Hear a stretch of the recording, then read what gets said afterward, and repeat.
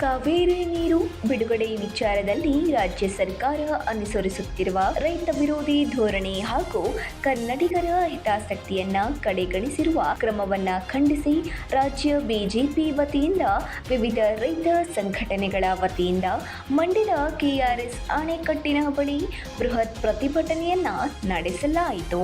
ಈ ವೇಳೆ ಬಿಜೆಪಿ ನಾಯಕರು ರಕ್ತ ಕೊಟ್ಟೆವು ನೀರು ಬಿಡೆವು ಎಂದು ಹೇಳುವ ತಾಕತ್ತು ಕಾಂಗ್ರೆಸ್ ಸರ್ಕಾರಕ್ಕಿದೆಯೇ?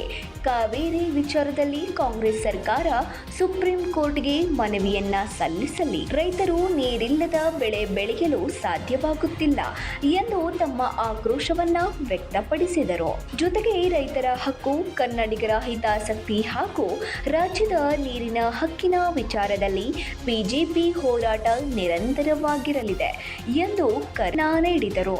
ಈ ಹೋರಾಟದಲ್ಲಿ ಮಾಜಿ ಮುಖ್ಯಮಂತ್ರಿಗಳಾದ ಬಿಎಸ್ ಯಡಿಯೂರಪ್ಪ, ಬಿಜೆಪಿ ರಾಜ್ಯ ಅಧ್ಯಕ್ಷರಾದ ಬಿವೈ ವಿಜಯೇಂದ್ರ, ವಿಧಾನ ಪರಿಷತ್ ವಿಪಕ್ಷ ನಾಯಕರಾದ ಛಲವಾದಿ ನಾರಾಯಣಸ್ವಾಮಿ, ಮಾಜಿ ಸಚಿವರು, ಶಾಸಕರು, ಪಕ್ಷದ ಪದಾಧಿಕಾರಿಗಳು, ಮಾಜಿ ಸಂಸದರು, ರೈತರು ಹಾಗೂ ಸಾವಿರಾರು ಜನರು ಭಾಗವಹಿಸಿದ್ದರು.